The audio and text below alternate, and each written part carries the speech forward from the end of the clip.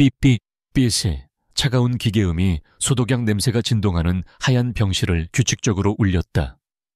윤서아는 앙상하게 마른 몸으로 침대에 누워 희미하게 깜빡이는 천장의 형광등을 바라보았다. 온몸의 감각이 무뎌지고 숨을 쉬는 것조차 버거웠다. 그녀의 생명이 꺼져가고 있었다. 어머 소아야, 아직도 숨이 붙어 있었네. 정말 질기다. 문이 열리며 들어온 것은 그녀가 한때 세상의 전부라 믿었던 남자 이도준과 그의 옆에 바싹 붙어 팔짱을 낀 최유라였다. 유라의 얼굴에는 악의적인 미소가 가득했다. 저 꼴 좀 봐. 아유라 그룹의 유일한 상속녀께서 어쩌다 이 지경이 되셨을까? 도준이 경멸이 섞인 목소리로 말했다. 서아는 힘겹게 입술을 달싹였다. 약, 내 약. 그 말에 유라가 까르르 웃음을 터뜨렸다. 약, 그거 그냥 비타민이야. 아니, 비타민보다도 못한 영양제였나. 내 병을 낫게 해주는 약은 진작에 내가 다 버렸는데. 내가 꼬박꼬박 챙겨 먹던 그 약. 사실은 네 병을 더 악화시키는 거였어. 우리가 직접 바꿔치기 했거든. 도준이 잔인한 진실을 확인시켜 주었다. 내 아버지가 널 위해 남겨주신 회사를 날로 먹으려면 네가 빨리 없어져 줘야지. 안 그래? 세화의 눈에서 뜨거운 눈물이 흘러내렸다. 아버지가 돌아가시기 전 병상에서 그녀의 손을 잡고 신신당부했던 말이 떠올랐다. 도준이는 착한 아이니 네가 잘 챙겨주어라. 회사 일은 도준이와 상의해서. 아버지는 집안의 충직한 집사 아들인 도준을 친아들처럼 믿었다. 그리고 그녀 역시 그를 맹목적으로 사랑했다. 그 사랑의 대가가 죽음이었다. 내가 순진하게 결혼 전 재산 보호 합의서라며 사인을 갈겼을 때 에이유라 그룹의 모든 주식이 내 손에 넘어왔지. 멍청한 년. 도준이 그녀의 귓가에 속삭였다. 이제 넌 아무것도 아니야. 그냥 걸리적거리는 쓰레기일 뿐이라고. 분노와 배신감에 서아의 온몸이 떨렸다. 마지막 남은 힘을 쥐어짜 그들을 노려보았다. 그녀의 흐릿해지는 시야 속에서 문득 한 사람의 얼굴이 스쳐 지나갔다. 권태하, 어릴 적 부산의 할아버지 댁에서 만났던 과묵한 소년. 서아야, 내가 어른이 되면 꼭 너를 지켜줄게. 새끼손가락을 걸고 맹세했던 그의 진지한 눈빛. 그 약속을 비웃으며 그와의 약혼을 멋대로 깨버리고 도준을 선택했던 어리석은 자신. 만약 그때 다른 선택을 했더라면. 다에하 씨. 그녀의 입에서 마지막 이름이 흘러나왔다. 심장 박동을 알리던 기계음이 길고 날카로운 소음을 내며 일직선을 그었다. 윤서아의 첫 번째 삶이 그렇게 끝났다. 쨍한 햇살이 눈꺼풀을 파고들었다. 윤서아는 찌푸리며 눈을 떴다. 눈에 들어온 것은 익숙한 대학교 기숙사 방의 천장이었다. 따스한 햇살이 창문을 통해 쏟아져 내리고 밖에서는 학생들의 활기찬 웃음소리가 들려왔다. 뭐지? 분명 자신은 차가운 병실에서 죽었을 텐데. 그녀는 천천히 상체를 일으켰다. 믿을 수 없는 일이 벌어져 있었다. 앙상하게 말라붙었던 팔다리에 건강한 살이 올라 있었고 가쁘던 숨은 더없이 편안했다. 그녀는 떨리는 손으로 자신의 뺨을 만져보았다. 생기가 도는 따뜻한 피부. 그녀는 침대에서 뛰쳐나가 방 안의 작은 거울 앞에 섰다. 거울 속에는 앳된 얼굴에 22살 윤서아가 서 있었다. 길고 검은 머리카락은 윤기가 흘렀고 두 뺨은 복숭아처럼 발그레했다. 병매에 시달리던 흔적은 어디에도 없었다. 이게 어떻게 된 거야? 책상 위에 달력을 확인했다. 2022X년 5월. 그녀가 죽기 5년 전의 시간. 그녀가 한서대학교 4학년 졸업을 한 학기 앞두고 에이유라 그룹에서 인턴십을 시작하기 직전의 시점이었다. 이도준과 최유라가 아직 본색을 드러내기 전 그녀의 주변에서 가장 친한 친구이자 연인 행세를 하던 바로 그 시간으로 돌아온 것이다. 꿈이 아니었다. 이것은 기적이었다.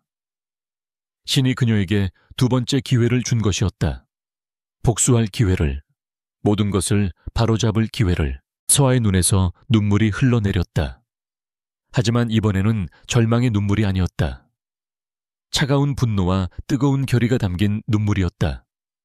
그녀는 거울 속의 자신을 보며 나지막이 맹세했다. 이도준, 최유라. 이번 생에선 달라. 내가 겪었던 모든 고통 너희들에게 1000배, 10,000배로 되돌려줄게. 그녀의 눈빛은 더 이상 순진한 상속녀의 것이 아니었다.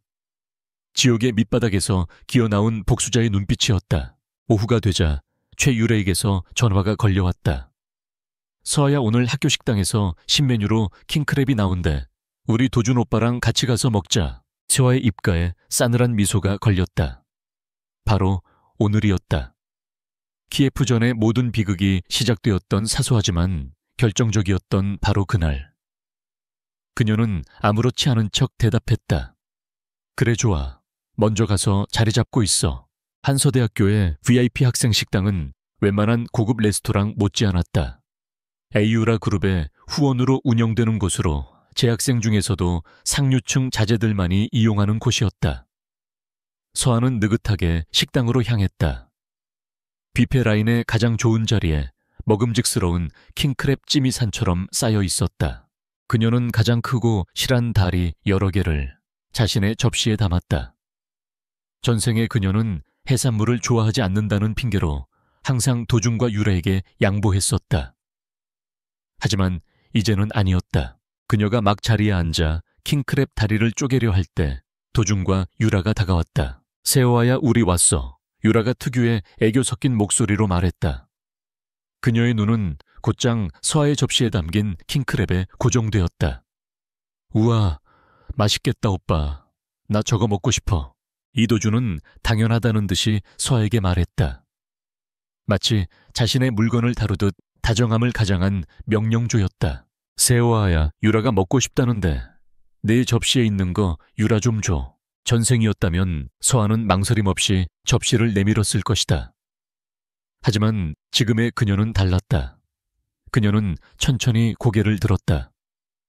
그들을 바라보는 그녀의 눈빛은 너무나도 차갑고 낯설었다. 두 사람은 순간 당황했다. 서아는 아무 말 없이 포크로 킹크랩 다리에서 뽀얀 속살을 발라냈다. 그리고 그것을 자신의 입으로 가져가 천천히 음미했다. 달콤하고 짭짤한 맛이 입안 가득 퍼졌다. 살아있다는 감각이 생생하게 느껴졌다. 세호아야, 내 말 못 들었어. 도준이 미간을 찌푸리며 재촉했다. 서아는 마침내 입을 열었다. 그녀의 목소리는 얼음장처럼 차가웠다. 실한데, 도준과 유라는 자신들의 귀를 의심했다. 늘 순종적이고 한마디 대꾸도 못하던 윤서아의 입에서 나온 말이라고는 믿을 수 없었다. 서아는 냅킨으로 입가를 닦으며 다시 한번 아주 명확하게 말했다. 이 킹크랩은 내 거야. 먹고 싶으면 직접 가서 가져와. 식당 안에 있던 몇몇 학생들이 그들의 대화를 듣고 킥킥거리기 시작했다. 도준의 얼굴이 순식간에 붉게 달아올랐다. 유라의 얼굴에서는 애교 섞인 미소가 사라지고 당혹감이 떠올랐다. 윤서아, 너 지금 무슨 뜻이야? 나한테 말하는 태도가 왜 그래? 도준이 억눌린 분노의 목소리로 말했다. 그리고 유라한테 사과해야지. 지난번에 네가 설명 실수해서 유라가 교수님께 혼났잖아. 사과, 내가 왜 설명 실수는 최유라 씨가 한 거고 나는 그걸 바로잡아준 것뿐인데. 그리고 도대체 내가 왜 너한테 그런 식으로 말하면 안 되는 거지? 서아의 방역에 도준은 말문이 막혔다. 주변의 시선이 더욱 집중되자 유라가 어색하게 웃으며 상황을 수습하려 했다. 아니야, 오빠. 그냥 킹크랩 가지고 그러는 건데 뭘. 서아가 기분이 안 좋은가 보지. 하지만 서아는 그녀에게 기회를 주지 않았다. 그녀는 유라를 똑바로 쳐다보며 말했다. 최유라 씨, 당신이 이도준 씨랑 순수한 친구 사이라고 했던 말. 기억나? 남자랑 여자 사이에 순수한 우정이 가능하다고. 그거 참 웃기는 소리네. 그것은 전생에 도준이 자신을 버리며 유라와 함께 비웃었던 바로 그 말이었다. 그 말을 서아의 입에서 듣게 될 줄은 두 사람은 꿈에도 상상하지 못했다. 서아는 자리에서 일어났다. 그녀는 남은 킹크랩을 포장 용기에 담으며 말했다. 사과를 원해 다음 생에나 해줄게. 그녀의 모든 행동과 말은 전생에 그들이 자신에게 했던 것을 그대로 되돌려주는 것이었다. 도주는 믿을 수 없다는 얼굴로 그녀를 바라보았다. 늘 자신의 소나귀 안에서 움직이던 인형이 갑자기 살아 움직이며 자신을 공격하는 듯한 충격이었다. 윤서아, 너 정말... 그가 무언가 더 말하려 할 때 서아는 이미 그들에게 등을 돌린 후였다. 그녀는 당당한 걸음으로 식당을 빠져나갔다. 남겨진 것은 모욕감과 당혹감에 휩싸인 이도준과 최유라, 그리고 그들을 비웃는 주변의 수군거림 뿐이었다. 윤서아의 길고 처절한 복수극은 그렇게 화려한 막을 올렸다. 윤서아는 포장해온 킹크랩을 들고 택시를 잡아탔다. 목적지는 청담동 그녀의 진짜 집. 전생에 그녀는 이 집을 이도준에게 빼앗기고 비참하게 쫓겨났었다. 하지만 이번 생에선 달랐다. 이곳은 그녀의 성체이자 복수의 시작점이 될 것이다. 고풍스러운 철제 대문이 열리고 잘 가꾸어진 정원을 지나 대저택의 현관 앞에 차가 멈춰 섰다. 서아가 안으로 들어서자 거실 소파에 앉아 TV를 보던 이도준의 어머니, 이 집의 유일한 가사도우미인 박숙자 여사가 그녀를 발견하고 미간을 찌푸렸다. 어디 갔다가 이제 오니 도준이 곧 올 텐데 저녁 식사 준비는 안 하고. 그녀의 말투는 고용인이 아닌 시어머니의 그것이었다. 전생의 서아는 그 부당함에 순응하며 고분고분 부엌으로 향했었다. 하지만 지금의 서아는 달랐다. 저녁이요, 제가 왜요? 서아의 차가운 반문에 박 여사의 눈이 동그래졌다. 뭐 네가 안 하면 누가 하니? 여태껏 네가 다 했잖아. 그건 여태까지의 일이고요. 서아는 들고 온 킹크랩을 식탁 위에 올려놓으며 말했다. 오늘 저녁은 이걸로 데워 드시든가 아니면 배달 음식 시켜 드세요. 아니, 이 야토가 정말 너 오늘 왜 이렇게 삐딱하게 구는 거야? 학교에서 도준이랑 무슨 일 있었니? 별일 없었어요. 아, 그리고 저 손을 좀 다쳐서요. 당분간 요리는 못할 것 같네요. 서아는 아무렇지 않게 주머니에서 손을 꺼내 보였다. 그녀의 가느다란 검지손가락에는 반창고가 붙어 있었다. 학교에서 돌아오는 길에 그녀는 일부러 자신의 손을 살짝 베었다. 이것은 그녀의 연약함을 드러내는 상처가 아니라 다가올 전쟁을 위한 방패였다. 박 여사는 그녀의 손을 휙 낚아채더니 반창고를 무시하고 콧방귀를 뀌었다. 이까짓 거 가지고 어딜 엄살이야. 덧날까봐 무서우면 내가 약 발라줄 테니 어서 앞침 하나 둘러. 여머니, 서아의 목소리가 얼음처럼 차갑게 내려앉았다. 박 여사는 순간 움찔했다. 어머니가 보시기엔 이 상처가 별거 아닐지 몰라도 제 손은 소중해서요. 저는 제 몸을 함부로 다루는 사람이 아니거든요. 요리는 못합니다. 정밥을 드시고 싶으시면 직접 하시죠.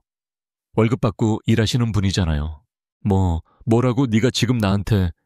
박 여사의 얼굴이 울그락불그락해졌다. 바로 그때 현관문이 열리며 이도준이 들어왔다.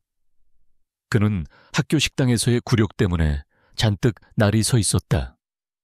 울상이 된 어머니와 차갑게 서 있는 서아를 본 그는 상황을 단번에 파악했다. 윤서아, 너 지금 뭐 하는 거야? 보면 몰라요. 쉬고 있잖아요. 쉬어. 우리 엄마는 하루 종일 집안일 하느라 허리가 휘는데 너는 손가락 좀 베었다고 파업이라도 하겠다는 거야. 당장 엄마한테 사과드려. 도준이 명령하듯 말했다. 박 여사는 아들이 자신의 편을 들어주자 기다렸다는 듯 눈물을 훔치며 하소연하기 시작했다. 도준아, 내가 못 살겠다. 저 애가 오늘 이상해. 학교에서도 너한테 대들었다며 집에 와서는 나를 아주 하녀 취급을 하잖니. 내가 너 하나 보고 이 집에서 참고 사는 건데. 알았어, 엄마. 그만 울어. 내가 알아서 할게. 도준은 서아에게 다가와 그녀의 팔을 잡았다. 너 오늘 정말 왜 이래? 킹크랩 사건 때문에 아직도 화나서 그래. 유치하게 굴지 마. 네가 평소랑 다르니까 우리 엄마가 얼마나 당황하시겠어. 어서 잘못했다고 말씀드려. 서아는 그의 손을 차갑게 뿌리쳤다. 내가 왜 사과해야 하죠? 난 잘못한 게 없는데. 그리고 당신 어머니는 이 집의 가사도우미일 뿐이에요. 내가 월급을 주는 고용인한테 사과할 이유는 없어요, 이도준 씨. 이도준 씨라는 호칭에 그의 눈썹이 꿈틀거렸다. 늘 도준 오빠라고 부르며 자신을 따르던 그녀였다. 내가 지금 나한테 이 씨라고 했어. 그리고 우리 엄마한테 가사도우미, 윤서아 너 말 다 했어. 틀린 말 했나요? 박숙자 여사님은 저희 아버지가 돌아가시기 전부터 이 집의 일을 돌봐주셨죠. 아버지가 돌아가신 후에는 제가 계속 고용하고 있는 거고요. 직함이 가사관리사인데 제가 틀렸어요. 서아의 논리 정연한 반박에 도준은 말문이 막혔다. 그는 분노에 차서 목소리를 높였다. 엄마가 나를 얼마나 힘들게 키우셨는지 알면서 네가 어떻게 그래. 네가 우리 엄마한테 조금만 더 잘해드리는 게 그렇게 어려워. 그깟 자존심이 밥 먹여주냐고. 힘들게 키운 건 당신 어머니 사정이고 내가 알아야 할 이유는 없어요. 내가 박 여사님을 고용한 건 내 삶을 편하게 하기 위해서지. 내 돈 주고 고생하려고 고용한 게 아니거든요. 당신 논리대로라면 난 지금 내 돈 주고 불편함을 사고 있는 거네요. 네요. 도준은 주먹을 쥐었다. 그는 늘 서아 위에서 군림해왔다. 그녀의 순종과 헌신을 당연하게 여겼다. 그런데 오늘 그 모든 것이 무너져 내리고 있었다. 그는 최후의 수단을 쓰기로 했다. 늘 그랬듯 이 방법을 쓰면 그녀는 겁을 먹고 바로 꼬리를 내렸었다. 조하, 윤서아, 너 정말 이렇게까지 나오겠다 이거지. 후회 안 할 자신 있어. 너 나랑 헤어지고 싶어서 이러는 거지. 지금 그의 얼굴에는 내가 감히 어떻게 나랑 헤어져 라는 오만함이 가득했다. 박 여사 역시 이제야 정신을 차리겠구나 하는 표정으로 서아를 쏘아보았다. 하지만 서아의 반응은 그들의 예상을 완전히 빗나갔다. 그녀의 얼굴에 환한 미소가 피어올랐다. 전생의 그 어떤 순간보다도 자유롭고 행복해 보이는 미소였다. 헤어지자고 그거 정말 좋은 생각이네요. 뭐라고? 도준의 동공가 흔들렸다. 서아는 거실 중앙으로 걸어나가 집안의 모든 것을 둘러보며 말했다. 생각해보니 우리 사이는 진작에 끝났어야 했어요. 내가 너무 어리석었지. 그녀는 몸을 돌려 충격으로 굳어있는 모자 무지를 향해 선언했다. 그래요, 이도준 씨. 우리 헤어집시다. 그녀는 박 여사를 향해 고개를 돌렸다.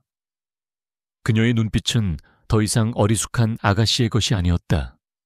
거대 그룹의 주인이자 냉정한 사업가의 눈빛이었다. 아, 그리고 박숙자 여사님은 오늘부로 해고입니다. 그동안 수고 많으셨네요. 위로금은 두둑하게 챙겨드릴 테니 걱정 마시고요. 해고라니 네가 뭔데 날 해고해. 제가 이 집 주인이니까요. 서아의 목소리에는 한치의 흔들림도 없었다. 여긴 윤서아의 집이지 당신들 모자 무지의 집이 아니니까요. 내일 아침 해가 뜰 때까지 당신들 짐 모두 싸서 이 집에서 나가주세요. 마지막으로 배려해 드리는 거니 경비원들 손에 쫓겨나는 불상사는 만들지 않는 게 좋을 겁니다. 도준은 그제야 사태의 심각성을 깨달았다. 이것은 단순한 다툼이나 투정이 아니었다. 서아는 진심이었다. 그는 다급하게 그녀의 팔을 다시 잡았다. 서아야, 잠깐만. 진정하고 내 말 좀 들어봐. 네가 화가 많이 난 건 알겠는데 이건 아니잖아. 어떻게 하루아침에 우리더러 길거리로 나앉으라는 말을 해. 서아는 경멸이 가득한 눈으로 자신을 잡은 그의 손을 내려다보고 천천히 그 손을 떼어냈다. 길거리로 나앉을지 좋은 집을 구해 나갈지는 당신들 능력에 달렸죠. 나와는 상관없는 일이에요. 그녀는 더 이상 그들과 말을 섞고 싶지 않다는 듯 몸을 돌려 2층으로 향하는 계단에 발을 올렸다. 그녀의 뒷모습은 그 어느 때보다도 당당하고 강인해 보였다. 윤서아, 너 거기 안 서. 너 정말 후회할 거야. 도준의 고함 소리가 등 뒤에서 들려왔지만 서아는 멈추지 않았다. 그녀는 자신의 방으로 올라가 문을 닫았다. 쿵 하고 닫히는 문소리는 과거에 순진했던 윤서에게 고하는 마지막 작별 인사였다. 문 하나를 사이에 두고 1층에서는 절망적인 고함과 울음소리가, 2층에서는 차가운 침묵이 흘렀다. 이 집의 권력 구도는 바로 오늘 이 순간 완벽하게 뒤바뀌었다. 다음 날 아침 청담동 대저택의 거실에는 냉기가 흘렀다. 윤서아는 향긋한 홍차를 마시며 창밖의 정원을 감상하고 있었다. 그녀의 평온한 모습과는 대조적으로 거실 한가운데서는 박숙자 여사의 곡소리와 이도준의 억눌린 분노가 뒤섞여 혼돈을 이루고 있었다. 세상에 내가 이 집에서 뼈를 묻었는데 아가씨가 어떻게 나한테 이럴 수가 있어요. 박 여사는 보란듯이 바닥에 주저앉아 가슴을 쳤다. 엄마 그만해. 이도준이 핏발선 눈으로 서아를 쏘아보며 말했다. 윤서아, 어젯밤 일은 네가 너무 흥분해서 그런 거라고 생각할게. 없던 일로 하자. 엄마한테 정식으로 사과하고 다시 예전처럼 지내는 거야. 알았어. 그는 여전히 서아가 자신을 떠나지 못할 것이라 믿고 있었다. 이 모든 것이 그녀의 유치한 질투심에서 비롯된 해프닝이라고 치부했다. 서아는 찻잔을 내려놓고 그들을 한심하다는 듯이 쳐다보았다. 경비원들을 부르기 전에 조용히 짐을 싸는 게 좋을 거라고 어젯밤 분명히 말씀드렸는데요. 그녀의 단호한 태도에 도준은 마침내 현실을 직시했다. 그는 이를 악물고 어머니를 일으켜 세웠다. 두 사람은 수치심과 분노 속에서 짐을 꾸리기 시작했다. 서아가 지난 몇 년간 사주었던 명품 옷과 시계 가방들을 악착같이 챙기는 그들의 모습은 처량하기 짝이 없었다. 1시간 후 2개의 커다란 여행 가방이 현관 앞에 놓였다. 서아가 호출한 보안팀 직원들이 무표정한 얼굴로 서서 그들을 지켜보고 있었다. 박 여사는 떠나는 순간까지도 악담을 퍼부었다. 은혜도 모르는 것, 너 꼭 후회할 날이 올 게다. 도준은 마지막으로 서아에게 말했다. 좋아, 윤서아. 네가 선택한 길이야. 하지만 명심해. 나 없이는 너도 아무것도 아니라는 걸 곧 깨닫게 될 테니. 서아는 대꾸하지 않았다. 그녀는 그저 굳게 닫히는 대문을 바라볼 뿐이었다. 마침내 그녀의 집에 기생하던 기생충들을 모두 떼어냈다. 거실에는 다시 평화로운 정적이 찾아왔다. 하지만 이것은 끝이 아니라 진짜 시작이었다. 집에서 쫓겨난 도준은 자존심 때문에 당장 갈 곳을 마련해야 했다. 그는 어머니를 근처 카페에 앉혀두고 최고급 호텔로 향했다. 서아에게 받은 블랙카드를 꺼내들며 그는 보란듯이 스위트룸을 요구했다. 죄송합니다, 고객님. 이 카드는 사용이 정지된 카드입니다. 호텔 직원의 정중하지만 단호한 말에 도준의 얼굴이 굳어졌다. 그는 몇 번이고 다시 시도했지만 결과는 같았다. 윤서아가 그의 마지막 자존심이었던 신용카드마저 끊어버린 것이다. 그는 스마트폰으로 자신의 계좌 잔고를 확인했다. 초라한 숫자가 그를 비웃고 있었다. 서아가 주는 용돈과 카드로 생활해왔던 그는 사실상 빈털털이었다. 굴욕감에 휩싸인 그는 결국 최율에게 전화를 걸 수밖에 없었다. 유라야, 나 도준인데 혹시 지금 만날 수 있을까? 소식을 들은 유라는 한달음에 달려왔다. 그녀는 도준과 박 여사의 처지를 듣고 눈물을 글썽이며 위로했다. 오빠 너무 상심하지 마. 서아가 잠시 감정적으로 구는 걸 거야. 일단은 우리 집으로 가자. 우리 집이 좀 좁긴 하지만 두 분이 지내시기엔 괜찮을 거야. 유라의 위로에 도준은 감동했다. 역시 자신을 진정으로 이해해주는 사람은 유라밖에 없다고 생각했다. 그는 어머니를 데리고 유라가 사는 작은 아파트로 향했다. 그들은 서에 대한 분노와 복수심을 공유하며 앞으로의 계획을 세우기 시작했다. 그들의 유대는 공동의 적을 향한 증오를 자양분 삼아 더욱 끈끈해지고 있었다. 한편 집안을 정리한 서아는 다음 계획을 실행에 옮겼다. 그녀는 부산행 KTX에 몸을 실었다. 창밖으로 빠르게 스쳐 지나가는 풍경을 보며 그녀는 과거의 기억들을 떠올렸다. 권태하, KH그룹의 유일한 후계자. 그리고 그녀의 어린 시절 단 하나뿐이었던 정혼자. 할아버지들끼리의 약속으로 맺어진 인연이었지만 서한은 도준에게 빠져 그 약속을 헌신짝처럼 버렸었다. 전생에 그는 그녀가 파혼을 통보했을 때 아무 말 없이 받아들여 주었다. 그리고 그녀가 죽어갈 때까지 단 한 번도 그녀의 인생에 나타나지 않았다. 하지만 그녀는 알고 있었다. 그가 멀리서 자신을 지켜보고 있었다는 것을. 부산역에 도착한 그녀를 검은색 세단 한 대가 기다리고 있었다. 차는 해운대의 바다가 한눈에 내려다 보이는 한적한 언덕 위에 위치한 전통 찻집으로 그녀를 안내했다. 고즈넉한 정원을 지나 방으로 들어서자 창가에 앉아 바다를 바라보고 있는 한 남자의 뒷모습이 보였다. 오랜만이네, 윤서아. 남자가 몸을 돌렸다. 어릴 적 기억 속의 과묵한 소녀는 어느새 깊고 서늘한 눈매를 가진 압도적인 존재감의 남자가 되어 있었다. 권태하였다. 태하씨, 앉아. 그의 목소리는 낮고 차분했지만 거스를 수 없는 힘이 담겨 있었다. 서한은 그의 맞은편에 조용히 앉았다. 서울에서의 소식은 들었다. 이도준이라는 녀석 정리한 모양이더군. 서한은 놀라 그를 쳐다보았다. 알고 있었어요. 내 주변에 무슨 일이 일어나는지 내가 모를 거라고 생각했나. 태아가 찻잔을 들며 말했다. 처음부터 그 녀석 눈빛이 마음에 들지 않았어. 내 것을 탐내는 자의 눈이었지. 네가 그놈에게 빠져있는 동안 나는 네가 언젠가 스스로 깨닫고 내게 돌아오기를 기다리고 있었다. 그의 말에 서아의 눈시울이 붉어졌다. 전생의 외로움과 고통이 한꺼번에 밀려왔다. 그녀는 이 남자 앞에서 처음으로 자신의 모든 것을 털어놓기로 결심했다. 태하씨, 제가 지금부터 하는 이야기 믿기 힘들지도 몰라요. 하지만 전부 사실이에요. 서한은 자신의 죽음 그리고 기적 같은 회귀에 대해 모두 고백했다. 이도준과 최유라가 어떻게 자신을 배신하고 회사를 빼앗았는지, 그리고 자신을 어떻게 죽음으로 몰아넣었는지. 그녀의 이야기가 이어지는 동안 태하의 표정에는 변화가 없었다.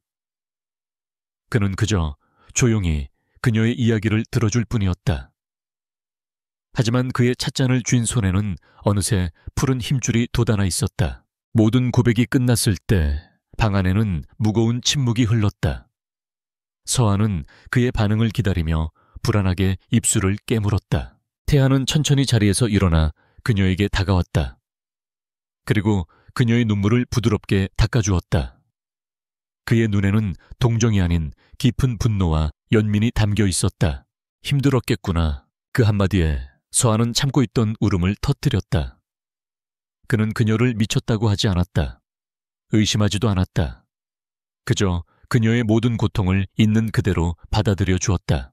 태아는 자신의 재킷 안주머니에서 낡은 펜던트 목걸이를 하나 꺼냈다. 작은 별 모양의 펜던트였다. 기억나, 어릴 적 우리가 나눠 가졌던 거. 서한은 고개를 끄덕였다. 그녀의 것과 똑같은 두 사람이 약혼의 증표로 나눴던 목걸이였다.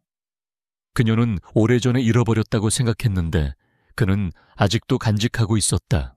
나는 한 번도 잊은 적 없어, 서아야. 우리의 약속. 그는 서아의 목에 펜던트를 직접 걸어주었다. 차가운 금속이 그녀의 피부에 닿는 순간 그녀는 비로소 자신이 혼자가 아니라는 것을 실감했다. 이제부터는 내가 곁에 있을 거야. 태하의 목소리가 단호해졌다. 내 복수 내가 돕지. 두 사람은 그날 완벽한 동맹을 맺었다.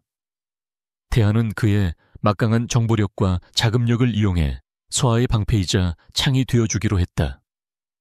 서아는 에이유라 그룹의 내부 사정을 이용해 이도준과 최유라를 올가멜 덫을 놓기로 했다. 하지만 우리의 관계는 당분간 비밀로 해야 해. 태아가 말했다. 적들이 우리가 한편이라는 걸 모르게. 나는 에이유라 그룹과 KH 그룹의 새로운 협력 프로젝트를 담당하는 전문 컨설턴트 자격으로 서울에 들어갈 거다. 내 곁에서 네가 필요한 모든 것을 지원하겠어. 그것은 완벽한 계획이었다. 적들은 권태하를 그저 유능한 비즈니스 파트너로만 여길 것이다. 그가 서아의 가장 강력한 무기이자 복수의 그림자를 조종하는 설계자라는 사실을 꿈에도 모른 채 찻집을 나설 때 서아의 발걸음은 더 이상 외롭지 않았다. 그녀의 옆에는 세상에서 가장 든든한 동맹군이자 그녀의 유일한 정혼자가 함께하고 있었다. 부산의 푸른 바다 위로 지는 노을을 바라보며 서아는 조용히 맹세했다. 지옥 같았던 과거는 이제 끝났다. 이제는 피의 축제를 벌일 시간이었다. 태아가 그녀의 손을 잡으며 나지막이 말했다. 아무도 널 더 이상 해치지 못하게 할게. 그들이 너에게 줬던 고통, 그 대가는 반드시 치르게 해줄 테니. 아우라 그룹 본사의 유리 건물은 아침 햇살을 받아 눈부시게 빛나고 있었다. 오늘부터 시작되는 인턴십 프로그램에 참여하기 위해 나의 대한민국 최고의 명문대인 한서대학교에서 선발된 인재들이 긴장과 설렘이 뒤섞인 얼굴로 로비에 모여들었다. 그 중에서도 단연 눈에 띄는 것은 이도준과 그의 무리였다. 이야, 여기가 바로 아우라 그룹이구나.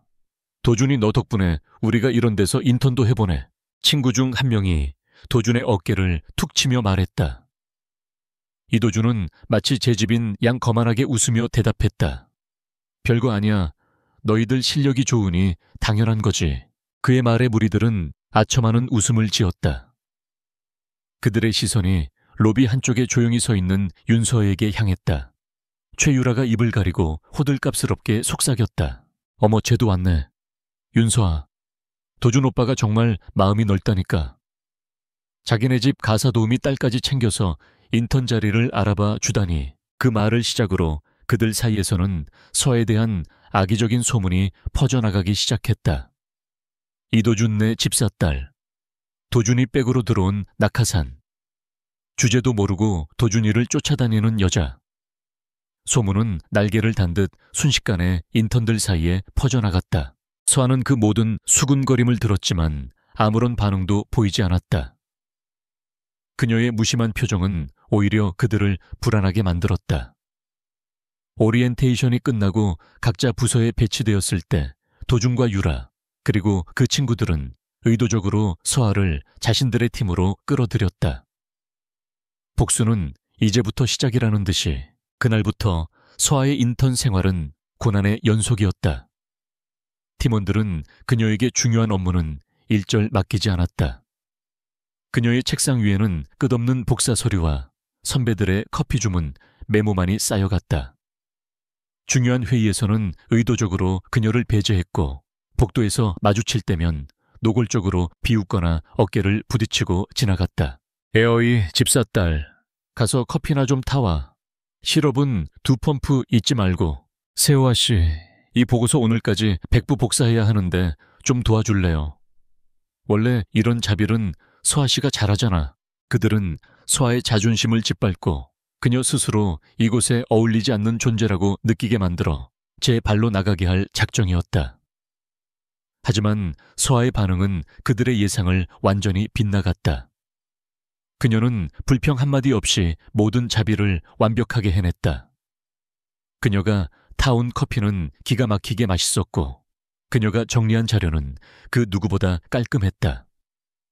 그녀의 얼굴에는 분노나 슬픔 대신 모든 것을 꿰뚫어 보는 듯한 차가운 평온함만이 존재했다. 그녀의 그런 태도는 오히려 그들을 초조하게 만들었다. 사건은 인턴십 시작 일주일째 되던 날 점심시간에 터졌다. 장소는 에이유라 그룹의 임원 전용 식당. 인턴들은 특별히 이곳에서 식사할 기회를 얻었다. 도준의 무리는 가장 좋은 자리를 차지하고 앉아 마치 자신들이 회사의 주인이 된 것처럼 떠들어댔다. 역시 에이유라 그룹 클래스는 다르다니까. 이따 졸업하고 정식으로 입사하면 매일 여기서 밥 먹는 거잖아. 그들은 혼자 구석자리에 앉아 식사하는 서아를 발견하고는 다시 한번 그녀를 모욕할 거리를 찾았다. 친구 중 하나인 진석이 얄밉게 웃으며 서아에게 다가갔다. 에어이, 윤서아 씨. 여기 음식 엄청 비싼데 매일 사 먹을 돈은 있고 하기야 평생 남의 집 밥만 먹고 살았을 텐데 이런데 음식은 입에 맞으려나 모르겠네. 진석의 말에 주변에서 킥킥거리는 웃음소리가 터져 나왔다. 도준이 인심 쓰는 척하며 나섰다. 야, 진석아. 너무 그러지 마라. 서아씨 밥값은 내가 내주면 되지. 불쌍하잖아. 그의 말은 위로를 가장한 가장 잔인한 모욕이었다. 모든 인턴들의 동정 어린 시선이 서아에게 쏠렸다. 그녀가 창피함에 얼굴을 붉히거나 울음을 터뜨리기를 모두가 기대하고 있었다. 하지만 서아는 미동도 하지 않았다. 그녀는 우아하게 식사를 마친 후 자리에서 일어났다. 그리고 계산대로 향했다. 주공 15만 8천 원, 8천 원입니다, 고객님. 계산원의 말에 도준의 무리는 속으로 쾌재를 불렀다. 학생 신분의 한 끼 식사로 지불하기에는 엄청난 금액이었다. 그들이 서아가 당황하는 모습을 즐기려던 순간 서아는 자신의 지갑에서 검은색 카드 한 장을 꺼내 건넸다. 그것은 평범한 신용카드가 아니었다. 카드 중앙에는 에이유라 그룹의 로고가 홀로그램으로 박혀 있었고 그 어떤 숫자나 이름도 적혀 있지 않았다. 카드를 받아든 계산원의 눈이 경악으로 커졌다. 그녀는 허리를 90도로 숙이며 공손하게 말했다. 윤 아가씨 식사는 편안히 하셨습니까? 처리되었습니다. 혹시 다른 필요하신 것은 없으십니까? 윤 아가씨, 그 호칭에 식당 안에 있던 모든 사람들의 움직임이 멈췄다. 도준과 유라 진석의 얼굴은 충격으로 하얗게 질렸다. 에이유라 그룹에서 윤 아가씨라고 불릴 수 있는 사람은 단 한 명뿐이었다. 바로 이 그룹의 주인이자 베일에 쌓인 외동딸. 제어카드는 아우라 VVIP 블랙카드잖아. 그룹 오너 일가에게만 지급되는. 누군가 속삭였다. 말도 안 돼. 가사 도우미 딸이라며 쟤 저거 훔친 거 아냐. 도준은 머리를 한 대 세 개 얻어맞은 듯한 충격에 휩싸였다. 그는 단 한 번도 저런 카드를 본 적이 없었다. 서아가 자신의 집에서 살 때 그는 그녀의 모든 것을 안다고 생각했다. 하지만 지금 그의 눈앞에 있는 것은 그가 전혀 알지 못하는 윤서아였다. 서아는 소란스러워진 주변을 아무렇지도 않게 한번 훑어보고는 얼어붙은 도준의 무리를 향해 싸늘한 미소를 지어 보였다. 그 미소는 너희들은 아직 아무것도 모른다고 말하는 것 같았다. 그녀는 유유히 식당을 빠져나갔고 남겨진 이들은 혼란 속에서 웅성거릴 뿐이었다. 블랙카드 사건 이후 서아를 둘러싼 소문은 더욱 무성해졌다. 그녀를 괴롭히던 무리들은 혼란에 빠졌지만 이내 훔친 카드일 것이라며 스스로를 위안했다. 그리고 그 주 금요일 에이유라 그룹과 K-헤이그룹의 합작 프로젝트를 위한 첫 공식 회의가 열렸다. 인턴들에게는 회의를 참관할 기회가 주어졌다. 아우라 그룹의 주요 임원들이 모두 참석한 무거운 분위기의 회의실. 잠시 후 회의실 문이 열리며 K그룹의 대표단이 들어섰다. 그리고 그들을 이끌고 가장 앞서 걸어 들어오는 남자를 본 순간 이도준은 자신의 눈을 의심했다. 권태하였다. 자신이 서아의 기둥 서방이라며 경멸했던 바로 그 남자. 그가 KH그룹의 로고가 박힌 최고급 슈트를 입고 다른 모든 사람을 압도하는 카리스마를 내뿜으며 회의실로 들어서고 있었다. 에이유라 그룹의 사장마저 자리에서 일어나 깍듯이 그를 맞이했다. 권 대표님, 먼 길 오시느라 고생 많으셨습니다. 권 대표. 이도준의 머릿속이 하얘졌다. 그는 권태하가 부산을 기반으로 한 거대 기업 K그룹의 미스터리한 후계자라는 사실을, 그리고 업계에서 천재라 불리는 인물이라는 사실을 까맣게 모르고 있었다. 회의가 시작되고 태하의 날카로운 분석과 거침없는 제안에 에이유레이 그룹의 임원들조차 진땀을 흘렸다. 도준은 그저 경애와 질투가 뒤섞인 눈으로 그를 바라볼 수밖에 없었다. 회의가 막바지에 이르렀을 때였다. 태하는 보고서를 검토하며 무심하게 회의실을 둘러보았다. 그의 시선이 인턴들이 앉아있는 구석에 잠시 머물렀다. 그리고 윤서아와 눈이 마주쳤다. 그 순간 태하는 아주 미세하게, 다른 사람은 거의 알아챌 수 없을 정도로 작게 고개를 끄덕였다. 그것은 그들만이 아는 격려와 신뢰의 신호였다. 하지만 그 미세한 신호를 이도준은 놓치지 않았다. 그의 온 신경이 두 사람에게 집중되어 있었기 때문이다. VVIP 블랙카드, 그리고 KTH-H그룹의 막강한 후계자 권태하. 그 두 사람이 나누는 비밀스러운 눈빛. 이도준의 등골에 서늘한 소름이 돋았다.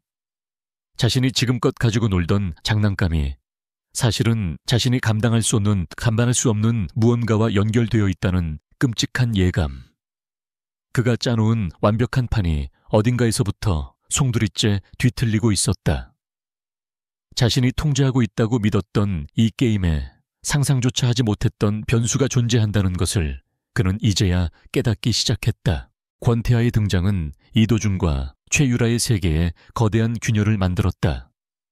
회의가 끝난 후 두 사람은 회사의 비상계단에서 격렬하게 언쟁을 벌였다. 도대체 어떻게 된 거야? 저 자식이 왜 KH그룹의 대표야? 네가 조사한 거랑 다르잖아. 이도준이 최유라를 쏘아붙였다. 나도 몰랐어. 그냥 부산에 기반을 둔 신흥부자 집안의 아들인 줄 알았지. KH그룹 후계자일 줄은. 유라 역시 당황스럽기는 마찬가지였다. 그들의 자신감에 처음으로 금이 가기 시작했다. 윤서아의 VVIP 카드 그리고 그녀와 비밀스러운 눈빛을 주고받는 권태아. 두 사람은 불안감에 휩싸였다. 분명해. 윤서아 전현이 권태아를 꼬드긴 거야. 우리한테 복수하려고. 유라가 결론 내렸다. 젠장. 이도준이 욕설을 내뱉었다. 이대로 두면 안 돼. 저 년이 권태아를 등에 업고 우리 머리 꼭대기에 앉으려고 할 거야. 그 전에 우리가 먼저 선수 쳐야 해. 그들의 눈빛이 다시 독사처럼 번뜩였다. 불안감은 그들을 더 교활하고 악랄하게 만들었다. 그들은 윤서아를 이 회사에서 완전히 매장시킬 되돌릴 수 없는 한 방을 계획하기 시작했다. 기회는 곧 찾아왔다. 인턴십의 마지막 관문이자 정직원 채용에 결정적인 영향을 미칠 최종 프로젝트 과제가 발표되었다. 과제는 에이유라 그룹과 KH그룹의 합작으로 개발 중인 신소재 바이오앰플의 안정성 데이터를 분석하고 이를 바탕으로 마케팅 전략을 수립하여 발표하는 것이었다. 프로젝트의 보안 등급은 최고 단계였고 모든 데이터는 중앙 서버에서 엄격하게 관리되었다. 이도준에게는 비장의 무기가 있었다. 그는 이 집에서 수십 년을 살면서 아버지가 관리하던 저택의 보안 시스템은 물론이고 에이유라 그룹의 초기 IT 시스템 구축에 대한 자료들을 어깨너머로 봐왔다. 그는 시스템의 낡은 백도어 몇 개를 알고 있었다. 그와 유라는 치밀하게 계획을 세웠다. 유라가 특유의 사교성으로 IT 부서의 보안팀 직원에게 접근해 술을 사며 시간을 끄는 동안 이도준은 야심한 밤을 틈타 서버실에 잠입하기로 했다. 그날 밤 모든 것이 그들의 계획대로 흘러갔다. 이도준은 어둠을 틈타 서버실에 들어섰다. 그는 서아의 개인 단말기에 연결된 데이터베이스에 접근했다. 그의 손가락이 키보드 위에서 빠르게 움직였다. 그는 데이터를 완전히 삭제하는 어리석은 짓은 하지 않았다. 대신 훨씬 더 교묘한 방법을 사용했다. 그는 안정성 테스트 데이터의 핵심 변수 몇 개를 미세하게 조작했다. 소수점 아래의 숫자들을 바꾸고 특정 성분의 반응 속도를 왜곡했다. 겉으로 보기에는 완벽한 데이터였지만 이 데이터를 기반으로 분석하면 완전히 잘못된, 심지어는 제품에 치명적인 결함이 있다는 결론이 나오게 될 터였다. 발표장에서 윤서아는 에이유라 그룹의 신제품에 심각한 문제가 있다는 발표를 제 손으로 하게 될 것이고 그것은 그녀의 경력에 종지부를 찍는 치명타가 될 것이었다. 깨끗났다 윤서아. 이도준은 만족스러운 미소를 지으며 서버실을 빠져나왔다. 이제 그녀가 추락하는 것을 구경하는 일만 남았다. 하지만 그들이 자신들의 완벽한 범죄에 도취해 있는 동안 더 높은 곳에서 누군가가 그들을 내려다보고 있었다. 서울의 야경이 한눈에 들어오는 KH그룹 서울지사의 펜트하우스. 권태아와 윤서아가 나란히 앉아 노트북 화면을 보고 있었다. 화면에는 이도준이 서버실에 잠입하여 데이터를 조작하는 모든 과정이 실시간으로 녹화되고 있었다. 예상대로 미끼를 물었군. 태아가 차갑게 말했다. 모든 것은 그들의 손바닥 안에 있었다.